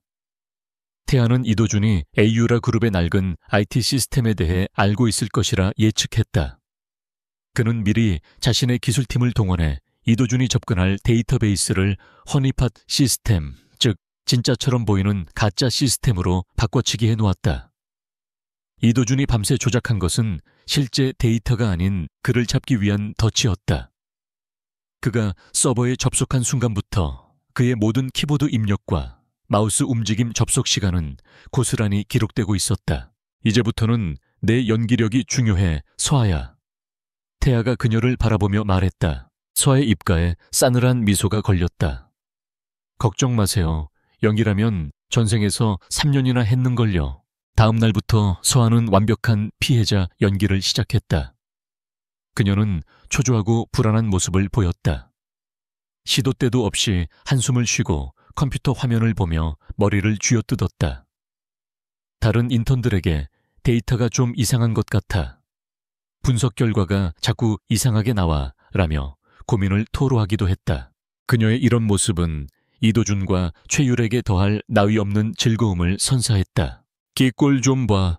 이제야 자기 주제를 깨달았나 보네. 유라가 통쾌하다는 듯이 말했다. 도준은 위선을 떨며 서아에게 다가갔다. 서아야, 무슨 일 있어? 안색이 안 좋네. 프로젝트가 너무 버거우면 말해. 내가 좀 도와줄까? 됐어요. 저 혼자 할 수 있어요. 서아는 일부러 그를 피하며 상처받은 듯한 표정을 지었다. 그러지 말고. 우리가 그래도 한 팀이잖아. 혼자 끙끙 앓지 말고 어려운 건 같이 해결해야지. 그의 위선적인 말에 서아는 속으로 구역질이 났지만 겉으로는 금방이라도 울음을 터뜨릴 것처럼 위태로운 모습을 연기했다. 그녀의 연기는 완벽했다. 도준과 유라는 그녀가 절망의 늪에 빠져 허우적거리고 있다고 확신했다. 발표를 하루 앞둔 마지막 밤. 서아는 늦게까지 연구실에 혼자 남아있었다. 그녀는 일부러 컴퓨터 화면에 온갖 오류 메시지가 떠있는 분석 프로그램을 띄워놓고 책상에 엎드려 괴로워하는 척했다. 복도를 지나가던 이도준과 최유라가 연구실 안을 엿보았다. 그들의 눈에 들어온 것은 절망에 빠진 서아의 모습이었다. 두 사람은 눈빛을 교환하며 만족스러운 미소를 지었다. 모든 것이 완벽하게 그들의 시나리오대로 흘러가고 있었다. 내일이 정말 기대되네. 유라가 속삭였다. 당연하지. 윤서아가 자기 손으로 자기 무덤을 파는 모습을 전 세계에 생중계해줘야지. 도준이 잔인하게 대답했다. 두 사람이 승리감에 도취되어 사라진 후 서아는 천천히 고개를 들었다. 그녀의 얼굴에서 절망과 불안의 기색은 온데간데 없이 사라져 있었다. 대신 그 자리에는 모든 것을 꿰뚫어 보는 듯한 얼음처럼 차갑고 계산적인 평온함이 자리 잡고 있었다. 그녀는 컴퓨터 화면의 오류 창들을 모두 닫았다. 그리고 숨겨진 파티션을 열었다. 그곳에는 완벽하게 정리된 진짜 데이터와 그것을 기반으로 한 최종 분석 보고서가 저장되어 있었다. 그녀는 또 다른 창을 열었다. 그 창에는 이도준과 최유라가 서버에 불법적으로 접속하여 데이터를 조작한 모든 행위가 타임라인과 함께 상세하게 기록된 로그 파일이 떠 있었다. 모든 덫은 설치되었다. 이제 사냥감이 제 발로 덫 안으로 걸어 들어올 시간만을 기다리면 되었다. 서아는 창밖에 어두운 서울의 야경을 바라보며 나지막이 읊조렸다. 내일이 기대되네, 이도준. 그리고 최유라. 그녀의 목소리는 복수의 여신이 내리는 차가운 신탁처럼 밤공기 속으로 스며들었다. 이도준은 자신의 계획이 완벽하게 성공했다고 믿었다. 윤서아가 절망에 빠져 허우적거리는 모습을 지켜보는 것은 쾌감 그 자체였다. 그는 이제 추락한 그녀를 구원해주는 자비로운 구원자 역할을 할 차례라고 생각했다. 그는 서아를 완벽하게 통제하고 그녀의 공을 가로채 최종 발표에서 화려하게 스포트라이트를 받은 후 그녀를 헌신짝처럼 버릴 계획이었다. 다음 날 그는 일부러 서아의 책상으로 다가가 다정한 척 말을 걸었다. 주변 인턴들이 모두 들을 수 있도록 세화야, 어젯밤에 잠은 좀 잤어. 얼굴이 말이 아니네. 서아가 고개를 들었다. 그녀의 눈은 퉁퉁 부어 있었고 얼굴에는 절망의 그늘이 드리워져 있었다. 완벽한 연기였다. 네, 그냥 좀 걱정이 돼서요. 내가 도와줄게. 도준이 속삭였다. 네가 망가뜨린 데이터, 내가 밤새 복구 프로그램을 돌려봤어. 완벽하진 않지만 어느 정도는 살려냈어. 이걸로라도 발표 준비를 해야지. 어떡하겠어. 그는 자신이 복구한 척 위장한 사실은 처음부터 멀쩡했던 데이터의 일부를 그녀의 USB에 담아주었다. 그리고 발표는 네가 지금 상태가 안 좋으니 내가 대신하는 게 나을 것 같아. 내가 잘 설명해서 네 실수가 아니라고 윗분들께 말씀드려 놓을게. 넌 그냥 내 옆에서 고개만 끄덕이면 돼. 그의 말은 더없이 자비로웠지만 그 속내는 시커멓게 썩어 문드러져 있었다. 모든 공은 자신이 차지하고 서아에게는 동정표를 던져주겠다는 계산이었다. 서아는 금방이라도 울음을 터뜨릴 것 같은 얼굴로 그를 올려다보았다. 정말이에요. 오빠가 절 도와주시는 거예요. 그녀의 목소리는 가늘게 떨리고 있었다. 오빠라는 한동안 듣지 못했던 애칭에 도주는 만족스러운 미소를 지었다.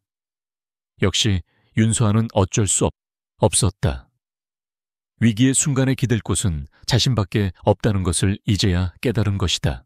그럼 내가 안 도와주면 누가 널 도와주겠어. 너무 걱정하지 마. 다 잘 될 거야. 그는 마치 대단한 선심이라도 쓰는 것처럼 그녀의 어깨를 두드려주고는 자리로 돌아갔다. 이 모든 광경을 멀리서 지켜보고 있던 최유라의 얼굴은 질투로 일그러졌다. 이도준이 서아를 완벽하게 무너뜨리기 위한 계획이라는 것을 머리로는 이해했지만 서아를 향한 그의 다정한 눈빛과 몸짓을 보니 속에서 천불이 났다. 이도준은 여전히 윤서아를 자신의 소유물이라고 생각하고 있었다. 오빠 정말 저렇게까지 할 필요 있어. 유라가 쉬는 시간에 도준을 따로 불러내 따졌다. 왜 그래 유라야. 다 계획의 일부잖아. 저 년을 완전히 밟아버리려면 희망을 줬다가 빼앗는 게 가장 효과적이야. 발표가 끝나고 우리가 정직원으로 채용되면 저 년은 바로 팽이야. 그때가 되면 내 옆자리 주인은 너라는 거 잘 알잖아. 도준은 유라를 능숙하게 달랬다. 그는 유라를 사랑하지 않았지만 자신의 계획에 필요한 유용한 장기말로 여겼다. 유라는 그의 달콤한 말에 넘어가면서도 마음 한구석의 불안감을 지울 수 없었다. 한편 서아는 도준의 위선적인 호의를 역이용하기 시작했다. 그녀는 의도적으로 그에게 의지하는 척하며 프로젝트에 대한 질문을 핑계로 그를 자주 찾아갔다. 그녀는 그의 앞에서 한없이 연약하고 고마워하는 모습을 연기했다. 오빠가 없었으면 전 어쩔 뻔했어요. 역시 오빠가 제일 든든해요. 그녀의 연기에 도준은 완전히 속아 넘어갔다. 그는 서아가 다시 자신의 소나기에 들어왔다고 확신했다. 그의 오만함은 하늘을 찔렀고 그만큼 경계심은 허술해졌다. 이제 마지막 결정타를 날릴 시간이었다. 서아는 작전의 다음 단계를 위해 권태아와 비밀리에 연락을 주고받았다.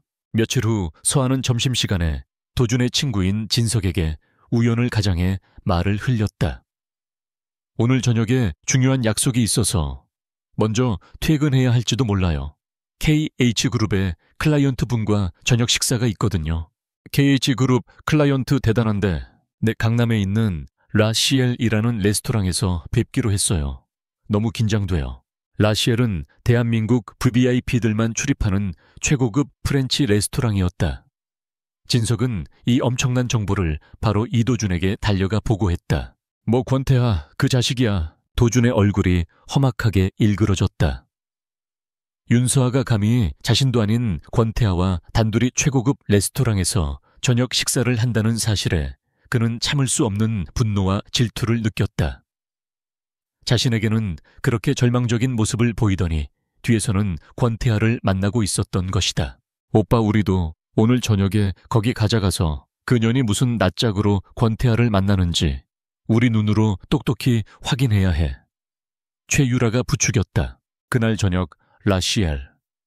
창밖으로 서울의 야경이 그림처럼 펼쳐지는 가장 좋은 자리에 권태아와 윤서아가 마주 앉아 있었다. 태아는 평소의 냉철한 사업가 모습과는 달리 부드러운 미소를 띤 채 서아를 바라보고 있었다. 이 새우 아주 실하군. 내가 까주지. 태아가 직접 새우를 까서 서아의 접시 위에 놓아주었다. 서아는 수줍게 웃으며 그것을 받아먹었다. 그들의 모습은 누가 보아도 사랑에 빠진 연인이었다. 물론 이 모든 것은 철저히 계산된 연기였다. 그들의 대화 내용은 내일 있을 최종 발표에 대한 마지막 전략 점검이었다. 이도준이 발표를 시작하고 데이터가 조작된 것을 발견한 척 당황할 거야. 그때 네가 나서. 그리고 두 사람이 한창 대화를 나누고 있을 때 레스토랑 입구에서 익숙한 얼굴들이 나타났다. 이도준과 최유라였다. 도준은 레스토랑 안을 훑어보다가 창가에 앉아있는 두 사람을 발견하고 그대로 굳어버렸다. 자신에게는 죽을 상을 하고 있던 윤서아가 저렇게 행복한 얼굴로 다른 남자와 웃고 있는 모습, 심지어 그 남자가 권태하라는 사실. 도준의 이성이 끊어졌다. 그는 유라가 말릴 틈도 없이 성큼성큼 두 사람의 테이블로 향했다. 윤서아, 네가 여기서 지금 뭐 하는 짓이야? 그의 난입에 레스토랑 안에 모든 시선이 집중되었다. 서아는 놀란 척 눈을 동그랗게 떴다. 태아가 자리에서 일어나며 도준의 앞을 막아섰다. 그의 키는 도준보다 머리 하나는 더 컸고 그에게서 뿜어져 나오는 위압감은 도준을 압도했다. 실례지만 누구신지 제 파트너와 아주 중요한 대화를 나누는 중이었습니다만 태아의 목소리는 정중했지만 그 안에는 상대를 벌레 보듯 하는 차가운 경멸이 담겨 있었다. 제 파트너라는 말에 도준의 얼굴이 시뻘겋게 달아올랐다. 파트너 웃기지 마. 너희들 무슨 관계야? 윤서아, 넌 내 여자잖아. 그가 이성을 잃고 소리쳤다. 그 순간 서아가 자리에서 일어났다. 그녀는 태아의 팔짱을 끼며 도준을 향해 얼음처럼 차가운 목소리로 말했다. 이도준 씨, 착각하지 마세요. 우린 이미 헤어졌어요. 그리고 당신이 내 남자친구였던 적은 단 한순간도 없었어요. 뭐라고? 그리고 이분은 당신 같은 사람이 함부로 대할 분이 아니에요. 사과하세요, 당장. 서아의 단호한 태도와 그녀를 보호하듯 감싸고 있는 권태아의 모습. 주변에서는 수군거림이 터져나왔다. 도준은 자신의 인생에서 이토록 완벽한 굴욕을 겪어본 적이 없었다. 그는 분노로 부들부들 떨었지만 태아의 압도적인 기세에 눌려 아무것도 할 수 없었다. 결국 창피함에 얼굴이 터질 것 같아진 최유라가 그의 팔을 잡아 끌었다. 오빠, 그만해, 나가자. 응. 도준은 질질 끌려나가면서까지 불타는 눈으로 두 사람을 노려보았다. 그가 완전히 사라진 후 태아가 서아에게 나지막이 물었다. 괜찮나? 서아는 고개를 끄덕였다. 네, 아주 완벽했어요. 그녀의 입가에 옅은 미소가 떠올랐다. 심리전은 완벽하게 성공했다. 이성을 잃은 이도준은 내일 발표장에서 분명 더 큰 실수를 저지를 것이다. 서아는 창밖의 야경을 바라보았다. 그 야경보다 더 짜릿한 복수의 전율이 그녀의 온몸을 감싸고 있었다. 라시에레서의 굴욕적인 밤이 지나고 이도준과 최유라가 탄 차 안은 냉랭한 침묵만이 감돌았다.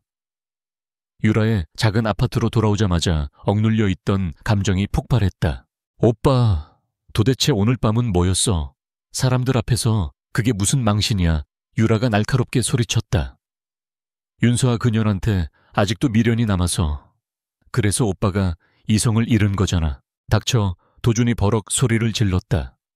산산조각난 그의 자존심은 유라의 비난을 견딜 수 없었다. 네가 가자고 부추겨서 그런 거 아니야. 네가 옆에서 바람만 안 넣었어도 내가 거기 갈 일은 없었어. 내 탓이라고 오빠야말로. 윤서아가 권태아랑 있는 꼴을 못 봐서 달려간 거면서 언제까지 그녀한테 질질 끌려다닐 건데. 내가 누구한테 끌려다녀. 걔는 그냥 내 장난감이었을 뿐이야. 장난감한테 그렇게 처참하게 당하고 와놓고도 그런 말이 나와.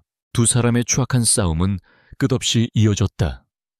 서로에게 상처를 주는 날 선말들이 오갔고 그들의 관계에 깊게 팬 균열이 적나라하게 드러났다. 도준은 서에 대한 집착과 소유욕을 유라는 도준에 대한 열등감과 불안감을 폭발시켰다. 싸움에 지친 두 사람은 거친 숨을 몰아쉬며 서로를 노려보았다. 방 안에는 술병이 나뒹굴었다. 얼마나 마셨는지 기억도 나지 않았다. 알코올은 그들의 이성을 마비시키고 원초적인 욕망을 끌어올렸다. 분노와 증오로 시작된 싸움은 기이하게도 서로에 대한 절박한 갈구로 변질되었다. 그들은 서로에게서 위안을 찾으려 했다. 자신들이 서아보다 우월하다는 것을, 서로가 서로에게 유일한 편이라는 것을 확인하고 싶어 했다. 도주는 유라의 어깨를 거칠게 잡아챘다. 유라는 저항하지 않았다. 그들의 입술이 격렬하게 포개졌다. 그것은 사랑이 담긴 키스가 아니었다. 분노와 자기 파괴적인 욕망이 뒤섞인 짐승 같은 행위였다. 옷가지들이 바닥으로 아무렇게나 내던져졌고 두 사람은 소파 위에서 격렬하게 서로를 탐했다. 그것은 애정이 아닌 서로의 상처를 확인하고 핥히는 것과 같은 고통스러운 하룻밤이었다. 다음 날 아침 유라는 지독한 숙취와 함께 눈을 떴다. 옆에는 도준이 곤히 잠들어 있었다. 어젯밤에 격렬했던 기억이 떠오르자 그녀의 얼굴에 복잡한 표정이 스쳐 지나갔다. 만족감, 그리고 그보다 더 큰 불안감. 그녀는 잠든 도준의 얼굴을 가만히 내려다보았다. 이 남자는 결코 자신만의 것이 될 수 없으리라는 것을 그녀는 본능적으로 알고 있었다. 그의 마음속에는 언제나 윤서아가 1순위였다. 최종 발표가 성공적으로 끝나고 그들이 서아를 회사에서 몰아낸다 해도 도준이 과연 자신과의 약속을 지킬까? 아니, 그는 분명 자신을 버리고 다시 서아에게 돌아가려 할 것이다. 그녀는 도준에게 버림받는 또 다른 서아는 되고 싶지 않았다. 그녀에게는 보험이 필요했다. 이 남자를 영원히 자신의 곁에 묶어둘, 혹은 그가 자신을 배신했을 때 함께 지옥으로 끌고 들어갈 수 있는 강력한 무기. 유라는 조심스럽게 침대에서 일어나 자신의 스마트폰을 들었다. 그녀는 곤히 잠든 도준의 옆으로 다시 파고들었다. 그리고 마치 사랑하는 연인처럼 그의 품에 안겨 교묘한 각도로 사진을 찍기 시작했다. 두 사람이 함께 밤을 보냈다는 것을 명백하게 증명하는, 그러면서도 마치 자신이 피해자인 것처럼 연출할 수 있는 자극적이고 은밀한 사진들이었다. 찰칵 찰칵 작은 셔터음이 아침의 정적을 갈랐다. 유라는 만족스러운 미소를 지으며 사진들을 자신의 비밀 클라우드 계정에 업로드했다.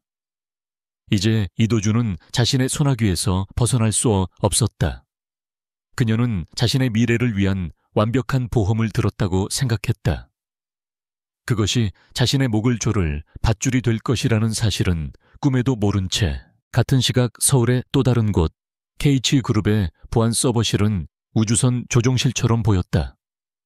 수십 개의 모니터가 벽면을 가득 채우고 있었고 그 안에는 각종 데이터와 영상들이 쉴 새 없이 흘러가고 있었다. 윤서아와 권태하는 거대한 중앙 스크린 앞에 서 있었다. 어젯밤 두 사람의 아파트에서 격렬한 다툼이 있었습니다. 태하의 보안팀장이 보고했다. 내부 음성은 확보하지 못했지만 창문을 통해 새어나온 고성으로 보아 관계가 거의 파탄 직전인 것으로 보입니다. 서아는 아무 말 없이 화면을 응시했다. 화면에는 유라의 아파트 현관 CCTV 영상이 떠 있었다. 어젯밤 만신창이가 되어 돌아온 두 사람의 모습이 고스란히 담겨 있었다. 그리고 방금 전 최유라의 개인 클라우드 계정에 새로운 사진 파일들이 업로드된 것이 포착되었습니다. 열어봐.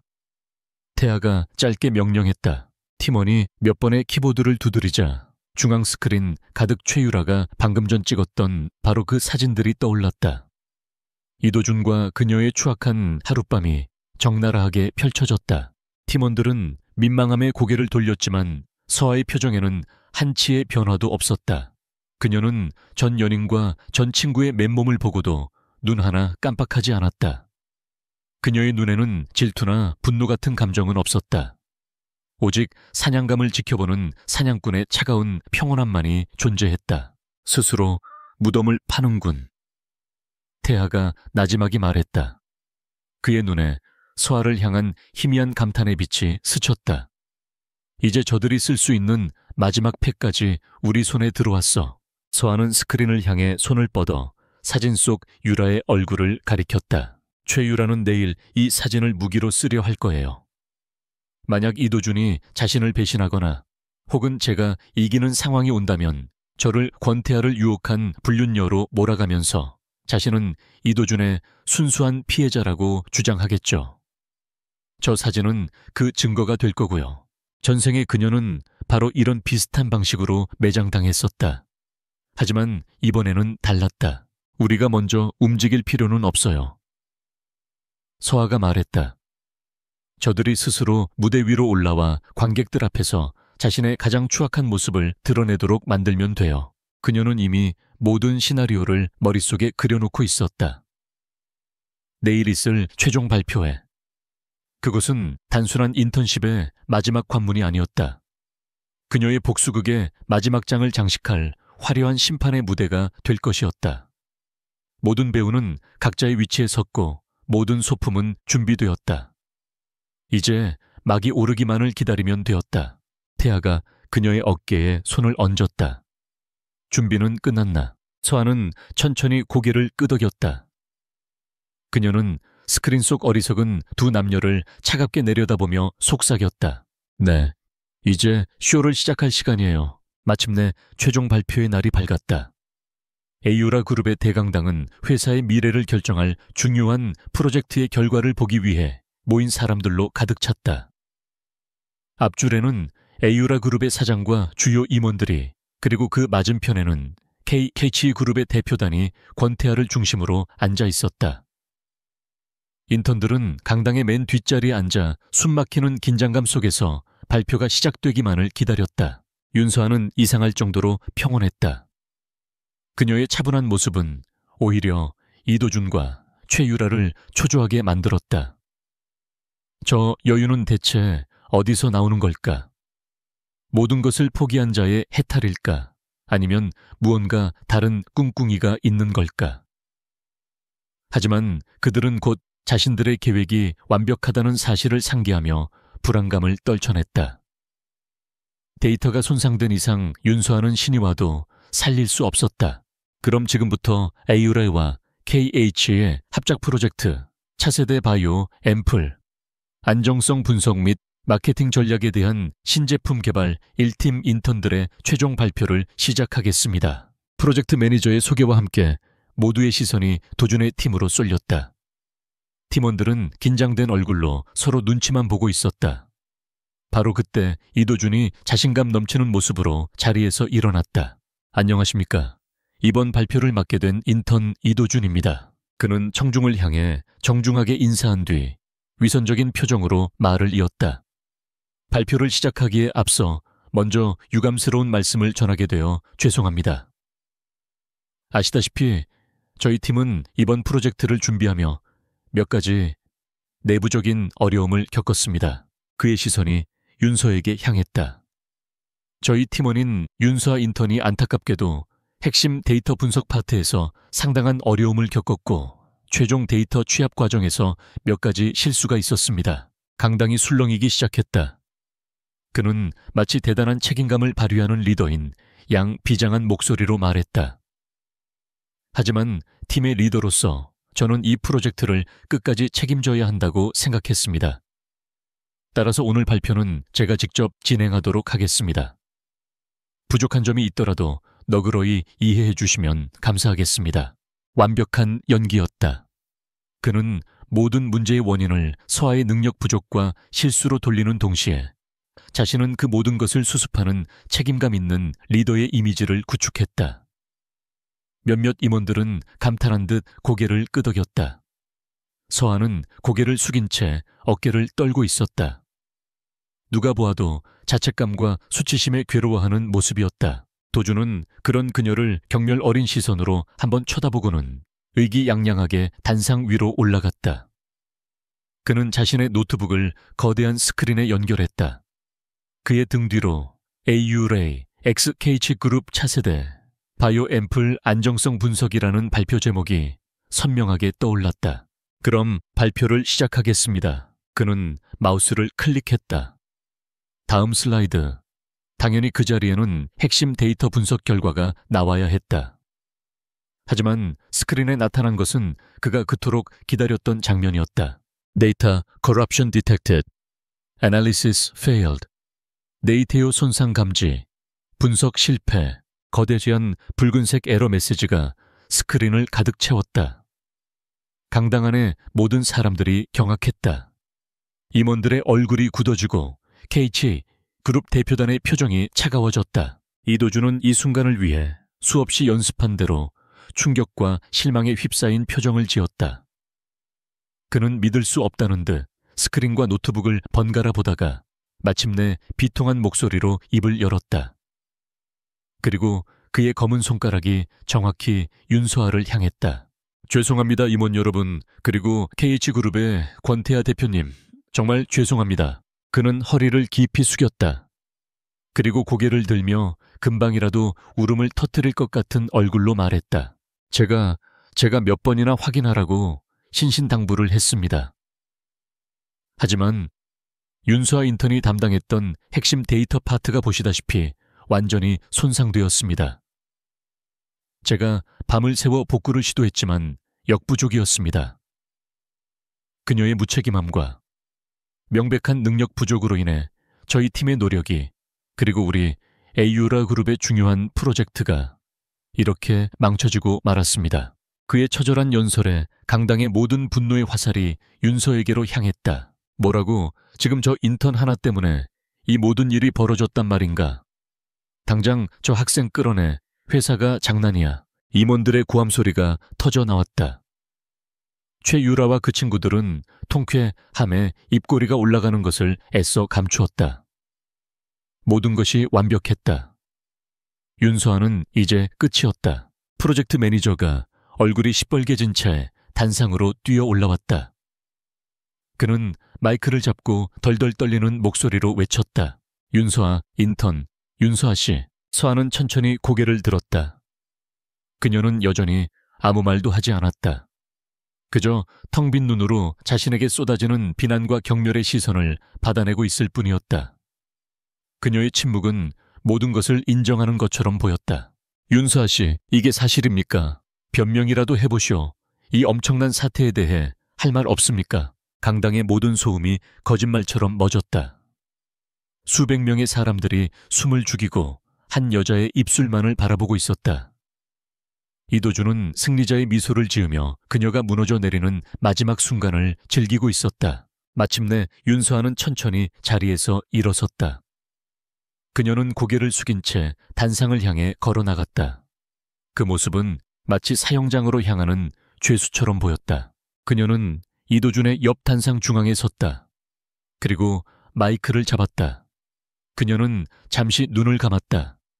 깊은 숨을 한번 내쉬더니 천천히 눈을 떴다. 그 순간 강당의 공기가 변했다. 조금 전까지 절망과 패배감에 젖어 있던 그녀의 눈빛이 아니었다. 그곳에는 모든 것을 압도하는 얼음처럼 차갑고 강철처럼 단단한 불꽃이 타오르고 있었다. 그녀는 더 이상 희생양이 아니었다. 심판의 여신이었다. 그녀는 자신에게 모든 비난을 퍼붓고 있는 임원들과 경멸의 눈으로 자신을 보고 있는 이도준, 그리고 무표정한 얼굴로 자신을 응시하는 권태아를 차례로 훑어보았다. 그리고 마침내 그녀의 맑고 단단한 목소리가 강당 전체에 울려 퍼졌다. 네. 그녀는 이도준을 똑바로 쳐다보며 말했다. 드릴 말씀 아주 많습니다. 그녀의 목소리에는 서늘한 분노와 함께 폭풍전야의 고요함이 담겨 있었다. 이도준은 자신도 모르게 마른 침을 삼켰다. 무언가 아주 크게 잘못되었다는 불길한 예감이 그의 등골을 훑고 지나갔다. 윤서아의 차갑고 단단한 목소리에 강당의 모든 소음이 멎었다. 이도준은 불길한 예감에 심장이 철렁 내려앉았다. 그녀의 눈빛은 더 이상 자신이 알던 순종적인 윤서아가 아니었다. 그것은 모든 것을 알고 심판을 내리러 온 자의 눈빛이었다. 서아는 마이크를 바로잡고 스크린의 붉은 에러 메시지를 가리켰다. 이도준 인턴의 말은 반은 맞고 반은 틀립니다. 그녀의 말에 청중들이 다시 술렁이기 시작했다. 데이터가 손상된 것처럼 보이는 것은 사실입니다. 하지만 그것은 제 능력 부족이나 실수의 결과가 아닙니다. 그것은 명백한 범죄 행위의 결과입니다. 배움죄라는 단어가 강당을 울렸다. 이도준의 얼굴이 하얗게 질렸다. 무슨 헛소리야. 헛소리인지 아닌지는 지금부터 확인시켜드리죠. 서하는 품에서 작은 USB 하나를 꺼내 단상의 노트북에 꽂았다. 그녀가 몇 번의 키보드를 두드리자 스크린에 에러 메시지가 사라지고 복잡한 코드와 타임라인이 기록된 로그 파일이 화면을 가득 채웠다. 이것은 저희 팀의 프로젝트 데이터베이스에 접근한 모든 기록입니다. 서하의 목소리가 강당 전체에 명확하게 울려 퍼졌다. 보시다시피 대부분의 접근은 정상적인 업무 시간에 지정된 IP를 통해 이루어졌습니다. 하지만 여기 아주 흥미로운 기록이 하나 있습니다. 그녀는 레이저 포인터로 화면의 한 부분을 가리켰다. 발표 이틀 전 새벽 2시 17분, 비인가된 외부 IP를 통해 누군가 서버에 접속했습니다. 그리고 약 15분 동안 핵심 데이터 파일의 변수를 무작위로 수정하고 일부 데이터를 삭제한 흔적이 고스란히 남아있군요. 임원들의 얼굴이 심각하게 굳어졌다. 그리고 이 비인가 IP, 저희 아유라 그룹의 보안팀과 K그룹의 기술팀의 협조를 받아 추적해본 결과 아주 익숙한 곳에서 발신된 것으로 확인되었습니다. 서하는 다음 페이지로 화면을 넘겼다. 화면에는 서울의 한 오피스텔 주소와 함께 그곳에 거주하는 사람의 사진과 신상 정보가 떠올랐다. 최유라였다. 강당이 경악으로 뒤집혔다. 최유라는 사색이 되어 자리에서 벌떡 일어났다. 아니야, 거짓말, 난 그런 적 없어. 저건 조작된 거야. 조작이라고요. 서하가 차갑게 웃었다. 그럼 이건 어떻게 설명하실 건가요? 다음 화면에는 서버실 복도를 비추는 CCTV 영상이 재생되었다. 영상 속에는 검은 모자를 눌러 쓴 이도준이 주위를 살피며 서버실로 들어가는 모습과 잠시 후 빠져나오는 모습이 선명하게 찍혀 있었다. 날짜와 시간은 로그 파일의 기록과 정확히 일치했다. 이도준 씨, 최유라 씨의 오피스텔에서 원격으로 1차 데이터 교란을 시도하고 그것이 여의치 않자 직접 서버실에 잠입해 2차 파괴 공작을 벌이셨더군요. 정말 대단한 팀워크예요. 범죄를 저지르는 데 있어서는요. 이도준은 더 이상 아무 말도 할 수 없었다. 그는 그저 덜덜 떨며 서하를 노려볼 뿐이었다. 이제 모든 것이 끝났다는 것을 직감했다. 서하는 무너져 내리는 그들을 잠시 응시하다가 다시 청중을 향해 몸을 돌렸다. 이런 불미스러운 사태에 대해 깊은 유감을 표합니다. 하지만 저는 이런 비열한 방해 공작에도 불구하고 프로젝트를 완수해야 할 책임이 있습니다. 그녀는 다시 USB를 조작했다. 저는 이런 사태를 미리 예측하고 모든 원본 데이터를 별도의 보안 서버에 백업해 두었습니다. 그럼 지금부터 진짜 최종 발표를 시작하겠습니다. 스크린에는 완벽하게 정리된 데이터 분석, 그래프와 도표들이 나타나기 시작했다. 그 후 몇십 분 동안 강당은 서하의 동무되었다. 그녀는 막힘없이 놀라운 통찰력과 전문성으로 프로젝트의 결과를 설명해 나갔다. 그녀는 단순히 주어진 데이터를 분석하는데 그치지 않고 그것을 바탕으로 경쟁사들을 압도할 수 있는 혁신적인 마케팅 전략까지 제시했다. 그녀의 발표에 에유라 그룹의 임원들은 감탄을 금치 못했고 권태아의 입계에는 처음으로 만족스러운 미소가 떠올랐다. 그녀는 더 이상 가사 도우미 딸이 아니었다. 아유라 그룹을 이끌어갈 자격이 충분한 재능 있는 리더의 모습이었다. 발표가 끝나자 강당에서는 우레와 같은 박수가 터져 나왔다. 이도준과 최유라는 그 박수 소리 속에서 자신들의 사형 선고를 듣는 기분이었다. 모든 것이 끝났다고 생각했을 때 갑자기 최유라가 미친 사람처럼 단상으로 뛰어 올라왔다. 그녀는 서하의 마이크를 빼앗아 들고 절규하듯 외쳤다. 교진말 전부 거짓말이야.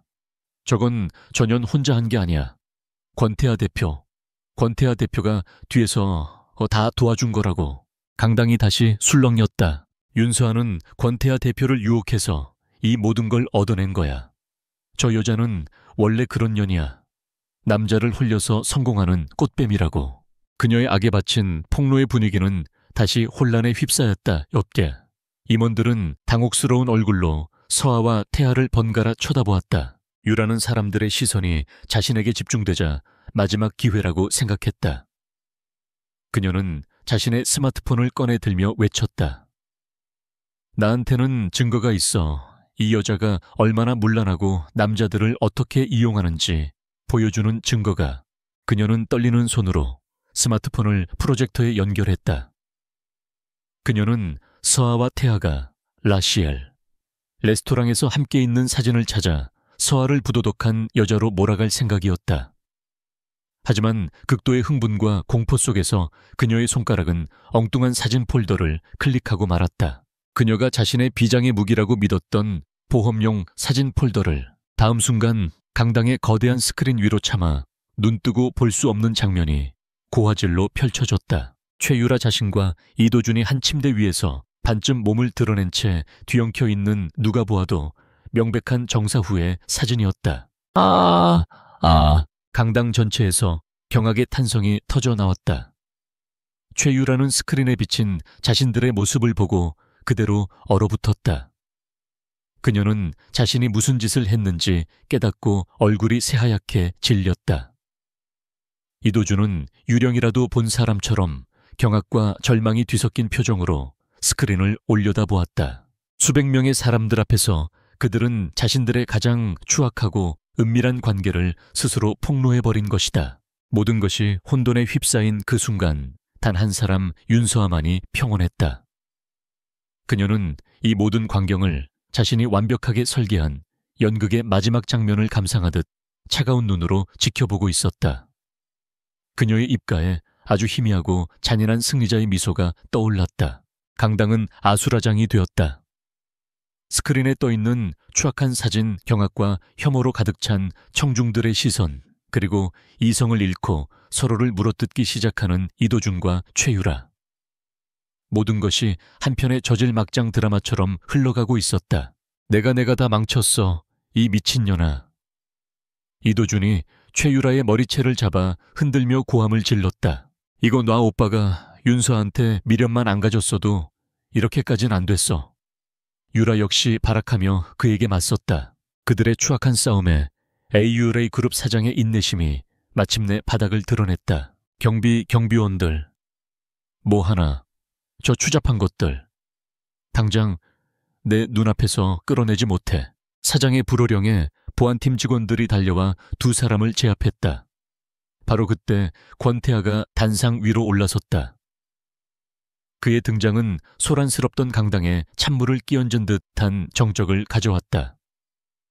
그의 목소리는 낮고 조용했지만 그 안에 담긴 분노는 모두를 얼어붙게 만들었다.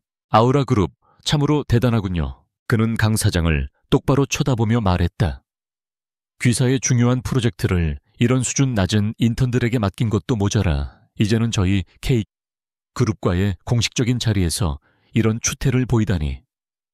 저는 이 사태에 대해 에이유라 그룹이 어떻게 책임을 질 것인지 공식적인 답변을 듣고 싶습니다.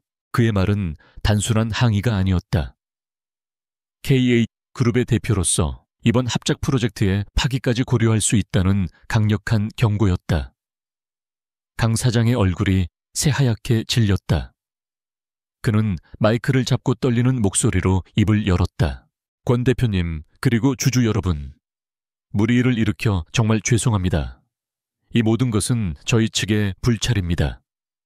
그는 이도준과 최유라, 그리고 그들의 무리를 가리키며 선언했다.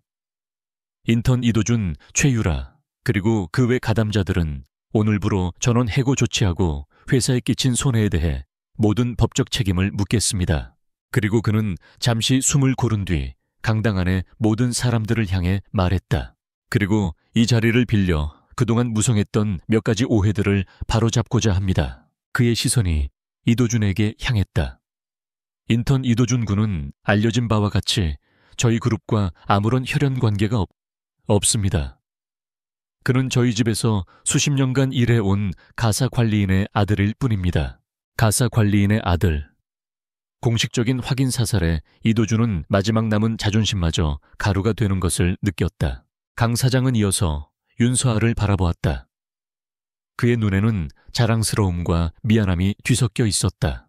그리고 이번 프로젝트를 훌륭하게 이끌고 온갖 음해 속에서도 회사의 명예를 지켜낸 윤서아 양은 그는 잠시 말을 멈췄다가 강당 전체가 울릴 만큼 힘있는 목소리로 선언했다. 제 하나뿐인 딸이자 아우라 그룹의 유일한 상속녀이며 이번 프로젝트를 총괄한 신제품 개발부의 수석 엔지니어입니다. 상속녀, 수석 엔지니어. 모든 진실이 밝혀지는 순간이었다. 강당은 이전과는 비교도 할 수 없는 거대한 충격에 휩싸였다. 인턴들은 자신들이 집사 딸이라며 무시하고 괴롭혔던 여자가 사실은 자신들이 선망하던 바로 그 회사의 주인이었다는 사실에 경악을 금치 못했다. 모두가 충격에서 헤어나오지 못하고 있을 때 권태하가 서아의 곁으로 다가섰다. 그는 서아의 손을 부드럽게 잡으며 마이크를 향해 말했다. 추후에 유라 인턴이 저와 윤서아 상무의 관계에 대해 큰 오해를 한 것 같군요. 그는 상무라는 그녀의 새로운 직함을 자연스럽게 불렀다. 그녀의 추측은 반은 맞았습니다. 저희 두 사람은 아주 깊고 아주 특별한 관계입니다. 사람들은 숨을 죽였다. 태아는 자신의 왼손을 들어 보였다. 그의 약지에는 심플하지만 고급스러운 반지가 끼워져 있었다. 그리고 그는 서아의 왼손을 들어 올렸다. 그녀의 약지에도 그의 것과 똑같은 디자인의 반지가 빛나고 있었다. 윤서아 상무는 제 약혼녀입니다. 그의 선언은 마지막 쐐기였다.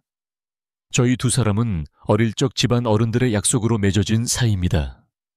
제가 잠시 한국을 떠나 있는 동안 불미스러운 일들이 있었던 것 같지만 이제 모든 것은 제자리로 돌아왔습니다.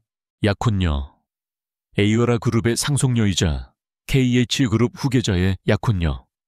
윤서아의 진짜 정체가 완벽하게 드러나는 순간이었다.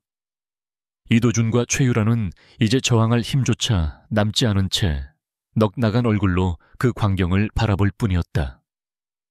자신들이 건드린 상대가 감히 넘볼 수조차 없는 하늘 위의 존재였다는 것을 그들은 너무 늦게 깨달았다. 보안팀 직원들에게 끌려나가며 이도준은 마지막으로 서아를 돌아보았다. 그녀는 태하의 곁에 서서 자신을 차갑게 내려다보고 있었다. 그 눈빛은 이것이 너의 끝이다라고 말하고 있었다. 그날 이후 그들의 삶은 나락으로 떨어졌다. 에이유라 그룹은 이도준과 최유라를 상대로 기업 스파이 행위, 업무방해, 명예훼손 등 가능한 모든 죄목을 걸어 고소했다. 서아는 개인적으로 전생에 자신이 당했던 모든 피해를 금전적 손해배상으로 청구했다. 과거 그들이 파손했던 500만 달러짜리 식기 세트값부터 시작해서 정신적 피해 보상까지. 액수는 천문학적이었다. 그들은 평생을 갚아도 못 갚을 빚더미에 앉게 되었고 업계 전체에 블랙리스트가 올라 그 어떤 곳에서도 받아주지 않는 신세가 되었다. 시간이 흘렀다. 에이유라 그룹과 KH그룹의 합작 프로젝트는 대성공을 거두었다. 서아가 개발한 신소재 앰플은 출시와 동시에 시장을 휩쓸었고 에이유라 그룹의 주가는 사상 최고치를 경신했다. 윤서아는 그룹의 최연소 상무로 승진하여 명실상부한 차세대 경영인으로 자리매김했다. 그녀와 권태하는 재계를 대표하는 세기의 커플로 불리며 모든 이의 부러움을 샀다. 어느 맑은 가을날 저녁, 서아와 태하는 에이유라 그룹 본사 건물에 루프탑 가든에 서서 노을에 물든 서울의 정형을 내려다보고 있었다. 화려한 도시의 불빛들이 발 아래에서 보석처럼 반짝였다. 5년 전 그녀가 차가운 병실에서 죽어가며 마지막으로 보았던 절망적인 도시의 모습과는 전혀 다른 풍경이었다. 태아가 뒤에서 그녀를 부드럽게 끌어안으며 그녀의 손에 있는 작은 흉터를 어루만졌다. 이제 다 끝났어, 서아야. 그의 따뜻한 천을 느끼며 서아는 그의 어깨에 머리를 기댔다. 그녀는 평온한 미소를 지으며 대답했다. 아니요, 이제 시작이에요. 그녀의 목소리에는 확신이 담겨 있었다. 지옥 같았던 과거는 끝났다. 하지만 그것은 끝이 아니라 진짜 그녀의 인생을 위한 새로운 시작이었다. 사랑하는 사람과 함께 자신의 힘으로 미래를 만들어 나갈 눈부신 내일의 시작. 두 사람은 말없이 서로를 아는 채 오랫동안 서울의 아름다운 야경을 바라보았다. 그들의 등 뒤로 과거의 그림자는 완전히 사라지고 밝은 미래의 빛이 쏟아져 내리고 있었다.